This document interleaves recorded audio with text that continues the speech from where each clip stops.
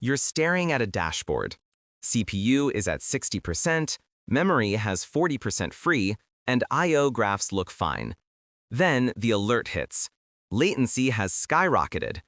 What nobody tells you is that basic metrics are almost useless without context. This guide will teach you to read between the lines of Linux performance metrics and develop an intuition that goes far beyond running top.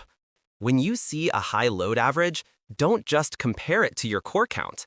That number includes processes waiting for both CPU and I/O. A database with a load of 20 might be healthy, while a web server at 2 could be saturated. The real story is in the run queue. If the run queue depth consistently exceeds your core count, that's CPU saturation.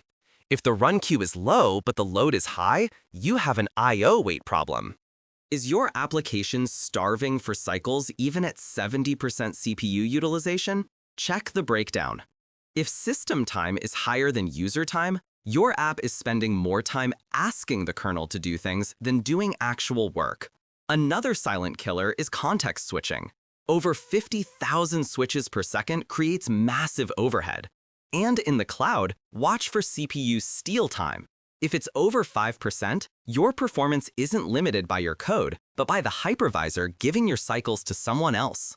Seeing only 500 MB of free RAM on a 32 gig server is not a crisis.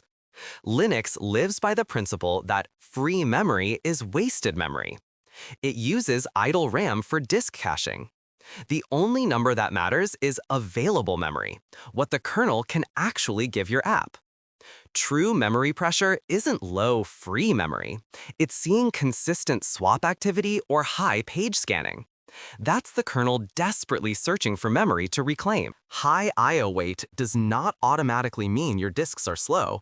It means your CPUs are sitting idle, waiting for I/O to complete. If you have high I/O weight but low disk utilization, the bottleneck is your application.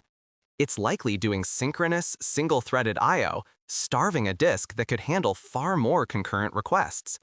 Always check disk utilization. The real skill in troubleshooting isn't memorizing commands, it's pattern recognition.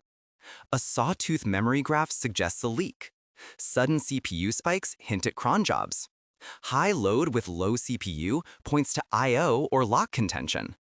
Your goal is to move beyond metrics and build